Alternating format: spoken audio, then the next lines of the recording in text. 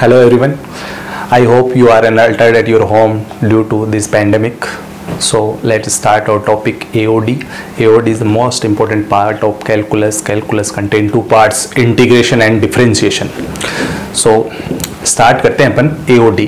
AOD के अंदर भी अपने पास कितने पार्ट होते हैं? 4 पार्ट होते हैं आपके पास. इसके अंदर फर्स्ट होता है टेंजेंट एंड नॉर्मल, सेकंड होता है मोनोटोनिसिटी, उसके बाद में मैक्सिमा मिनिमा और उसके बाद में थ्योरम्स होती है अपने पास रॉल्स एंड लैग्रेंज. अब अपन आज स्टार्ट करने वाले हैं tangent and normal. Tangent and normal का बेसिक मीनिंग क्या होता है, कोई भी कर्वेचर जो होता है उसके लिए टेंजेंट का मीनिंग क्या होता है और नॉर्मल का मीनिंग क्या होता है, वो मैं यहाँ पे आपको डायग्राम से समझाने वाला हूं. तो देखिए, सबसे पहले ये कोई कर्वेचर ले लिया है मैंने. यहाँ पे ये कर्वेचर है और ये अपने पास एक्स एक्सिस और वाई एक्सिस है. ये अपने पास एक्स एक्सिस और वाई एक्सिस हो गई. इसके अंदर मैंने यहां पे किसी भी पॉइंट के ऊपर, ये पॉइंट है, इसके ऊपर टेंजेंट ड्रॉ कर दी है. ये मैंने टेंजेंट ड्रॉ करी है. ये जो टेंजेंट है ये एक्स एक्सिस के साथ पॉजिटिव डायरेक्शन से थीटा एंगल बना रही है. ये एक्स एक्सिस के साथ पॉजिटिव डायरेक्शन में थीटा एंगल बना रही है. उसके बाद में मैंने यहां ये जो लाइन जा रही है ये टेंजेंट है और एक लाइन और बनाई मैंने यहां पे. ये जो है इसी पॉइंट से पॉइंट ऑफ टेंजेंसी, ये क्या है? Point of tangency. इसको मैं बोलूंगा point of tangency. Point of tangency. इस पॉइंट ऑफ टेंजेंसी से ये नॉर्मल, ये वाला हो गया आपका नॉर्मल और ये वाला हो गया आपका टेंजेंट. ये दोनों नॉर्मल और टेंजेंट एक दूसरे के साथ 90 एंगल पे इंक्लाइंड रहते हैं. एक दूसरे के साथ 90 एंगल पे इंक्लाइंड रहते हैं. अब ये जो टेंजेंट है ये वैसे एक्सट्रीम फॉर्म ऑफ सिकेंट होती है. ये एक्सट्रीम फॉर्म ऑफ सिकेंट होती है किसी भी कर्वेचर के लिए. जैसे मैं आपको ये बना के बता देता हूं. जैसे अपने पास ये सर्कल है, सर्कल के अंदर ये सिकेंट है, ये सिकेंट है, ये लास्ट में एक्सट्रीम पोजीशन पे आएगी तो ये क्या हो जाएगी? अपनी ये टेंजेंट हो जाएगी.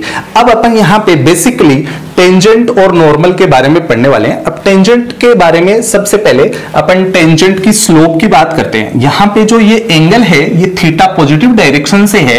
अब यहां पे स्लोप की बात करते हैं तो स्लोप जो होती है, स्लोप जो होती है वो क्या होती है? देखिए, ये जो स्लोप मैं आपको बता रहा हूं, जैसे इसको मैं m equal to ten theta से डिनोट कर रहा हूं. स्लोप जो होती है वो टेन थीटा से डिनोट होती है. लेकिन यहां पे अपन एप्लीकेशन ऑफ डेरिवेटिव में पढ़ने वाले हैं तो जो m होगी उसको अपन dy बाई dx से डिनोट करेंगे.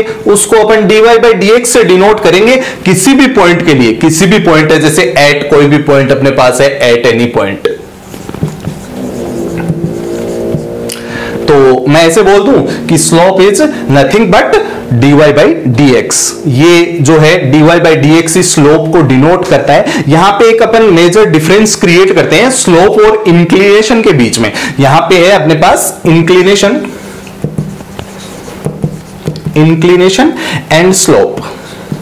यहां पे ये दोनों वर्ड प्रॉब्लम आपके आती होगी. ये जो इंक्लिनेशन है वो थीटा है और स्लोप जो है अपना वो क्या है? टेन थीटा है. स्लोप क्या है? Tan theta. ये इंक्लिनेशन और स्लोप के बीच में डिफरेंस क्रिएट हो गया है. आप समझ गए होंगे कि इंक्लिनेशन का मतलब तो पॉजिटिव डायरेक्शन की, एक्स एक्सिस की पॉजिटिव डायरेक्शन से बना एंगल होता है और उसका अपन टेंजेंट ले लेते हैं तो वो अपने पास क्या बन जाता है? स्लोप बन जाता है. अब ये आपकी बेसिक चीजें हैं. इसके बाद में मैं आपको इसके आगे का परफॉर्मा बताता हूं किस टाइप से ये बिहेव करता है कर्वेचर स्लोप के लिए.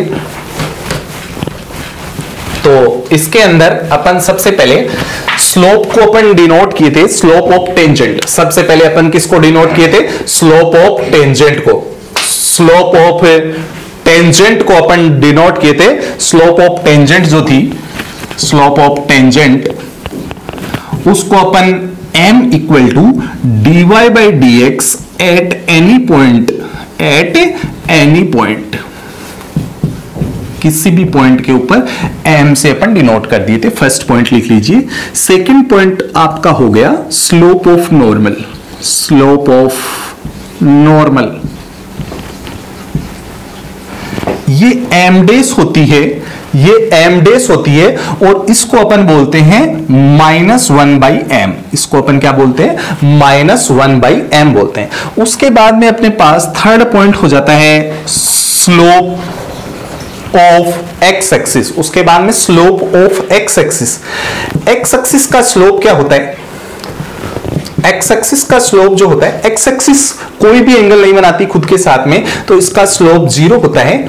उसके बाद में अपन देखते हैं slope of y axis. Y axis का स्लोप क्या होता है? वाई एक्सिस एक्स एक्सिस के साथ 90 एंगल बनाती है, 90 एंगल बनाती है, तो m क्या हो जाएगा? tan 90, और tan 90 का वैल्यू अपने पास कितना होता है? इन्फिनिटी। अब इन्फिनिटी अच्छा नहीं लगता तो अपन इसको नाराज नहीं करेंगे, 1/0 लिख देंगे। इसको क्या लिख देंगे? 1/0 यूज करेंगे।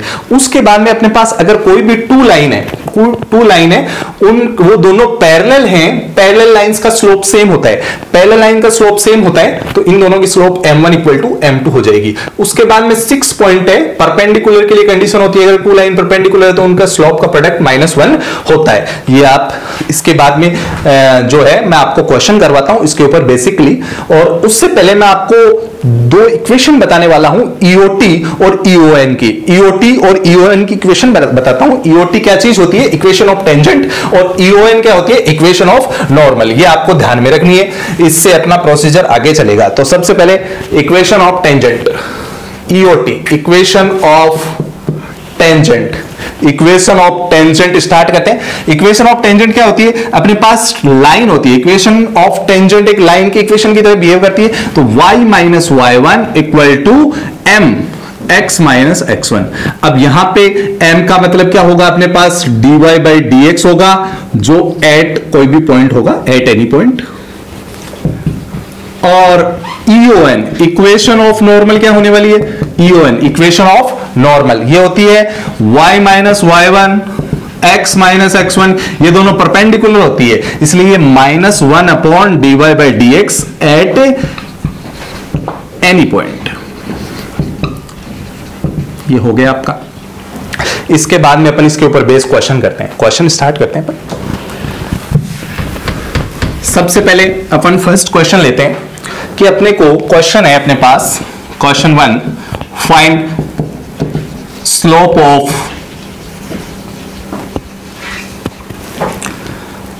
y = mod x² - mod x, और ये टोटल मोड में अपने पास है एट x = 2, ये अपने -2 सॉरी x = -2 के अपने ऊपर अपने को इसकी स्लोप फाइंड करनी है। तो एक बात आपको ध्यान रखनी है कि जो मॉडुलस होता है वो हमेशा इंडिकेट वैल्यू के ऊपर बिहेवियर रखता है, मतलब उसका बिहेव इंडिकेट वैल्यू पे ही बताता है कि वो पॉजिटिव होने वाला है या नेगेटिव होने वाला है। तो इंडिकेट वैल्यू जो है वो अपन उसके ऊपर चेक कर लेंगे तो पूरा मॉडुलस फंक्शन चेक हो जाएगा। जैसे अपने को पता है कि mod x जो होता है, mod x होता है वो 2 वैल्यू देता है, या तो पॉजिटिव x होगा या नेगेटिव x होगा। अगर मैं इस मोड की बात करूं, यहां पे इस मोड में mod x में अगर अपन बात करें तो यहां पे x का वैल्यू कितना है? अगर इस मोड को हटाऊं तो x कैसा आएगा? x कैसा आएगा? नेगेटिव, x नेगेटिव आएगा। अगर मोड नहीं होता तो -2 रख देता, तो अंदर ब्रैकेट में जैसे मोड ब्रैकेट की तरह बिहेव करते हैं, तो अंदर क्या होता? नेगेटिव वैल्यू आता, तो ये कैसा हो जाता? माइनस का x हो जाता। कैसा हो जाता? माइनस का x हो जाता। तो ये माइनस का x होने के बाद में अपन इसको आगे करते हैं, y = कितना हो गया? ये x², और ये माइनस का होते ही +x, और ये mod x हो गया।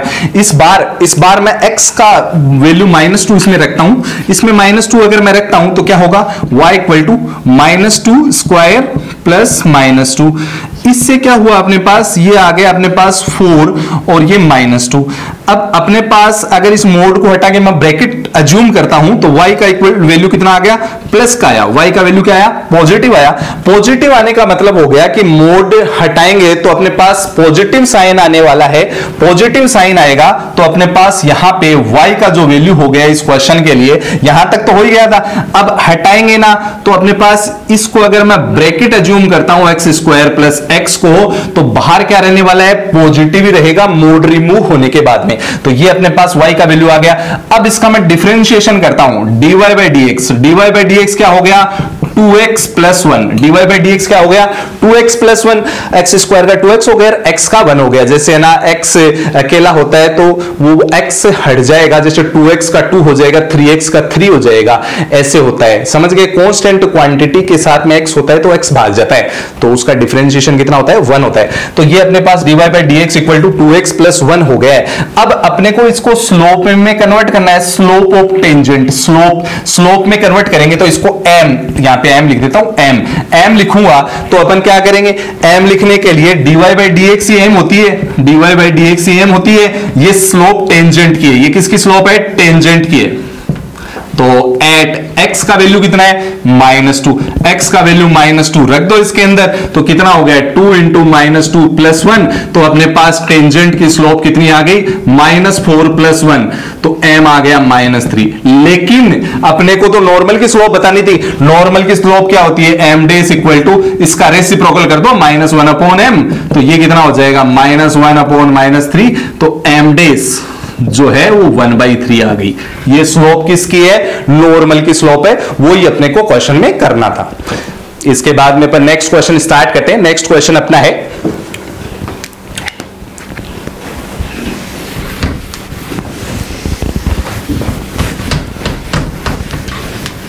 नेक्स्ट क्वेश्चन है, बहुत ही मजेदार क्वेश्चन है। देखिए सबसे पहले अपने पास क्वेश्चन नंबर 2 में मैं यहां पे लिख देता हूं y equal to sine x है, y इक्वल टू अपने पास क्या है साइन x है, एट पॉइंट अपने पास पॉइंट है x इक्वल टू π/2, और अपने को फाइंड करना है EON और EOT, equation of normal and equation of tangent. EOT का मतलब इक्वेशन ऑफ टेंजेंट फाइंड करना है।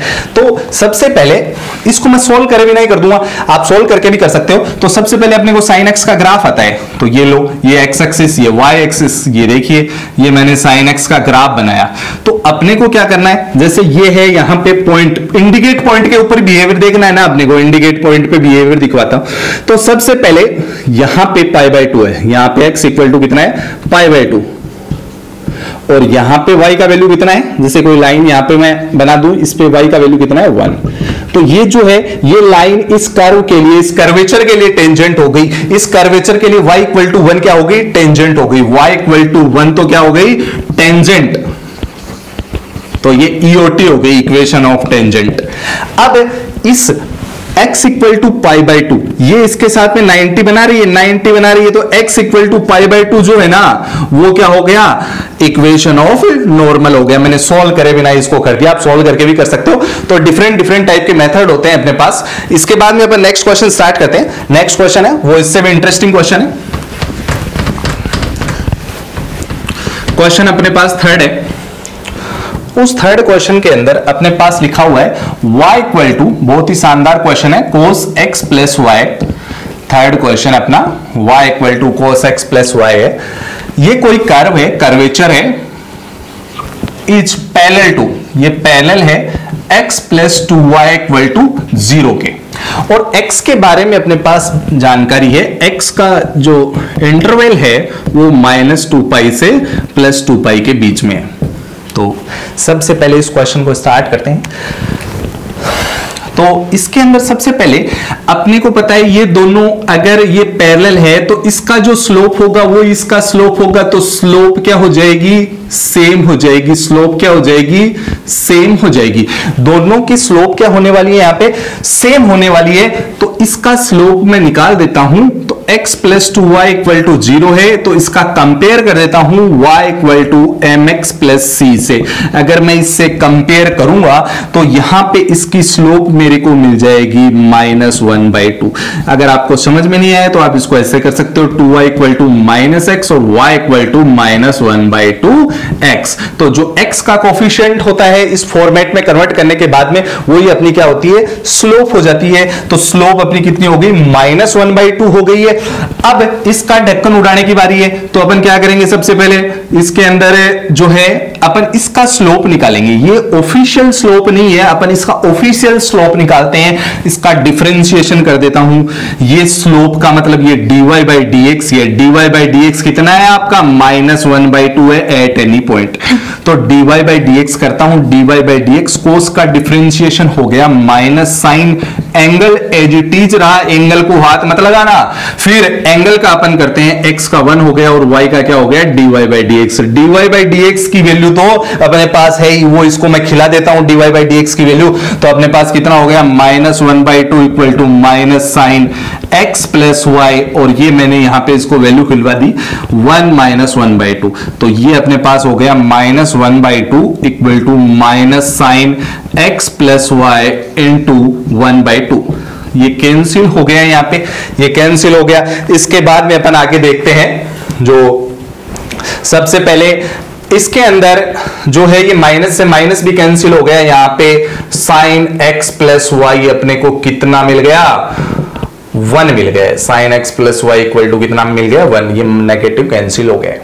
अब साइन x प्लस वाई 1 मिल गया है, तो इसके कॉरेस्पॉन्डिंग जो है मैं कोस का, कब साइन 1 होता है, कब साइन 1 होता है, जब कोस 0 होता है। जब क्या होता है, कोस 0 होता है। जब साइन 1 होता है, टेबल में आप देखिए, जब साइन 1 होता है तो उस स्थिति में कोस कितना हो जाता है 0 हो जाता है। या आप ऐसे भी समझ सकते हैं, यहां पे 90 एंगल है, तो 90 पे कोस में कन्वर्ट करेंगे तो कोस का वैल्यू 90 पे 0 होने वाला है। तो इसके बाद में अपन क्या करने वाले हैं, ये 0 हो गया। अब जो है ये अगर यहां पे मैं पुट करूं तो y का वैल्यू कितना आ गया अपने पास 0। अगर y का वैल्यू मैं इसमें पुट कर देता हूं तो cos x इक्वल टू कितना मिल गया अपने पास 0। cos x का वैल्यू कितना आ गया है अपने पास 0। अब cos x 0 आ गया है, तो अपने को ये देखना है कि ये cos x 0 हो गया, तो उस स्थिति में cos x कहां कहां 0 होता है, तो कहां कहां 0 होता है वो अपन बनाते हैं। यहां पे बनाते हैं इसको कि cos x कहां कहां 0 होता है। जैसे cos x का मैं यहां पे बना देता हूं, cos x का जो है मैं यहां पे डायग्राम बना देता हूं, ये आप देख लीजिए। इसको अपन यहां पे आगे करते हैं, यहां पे cos x का मैं डायग्राम बना देता हूं।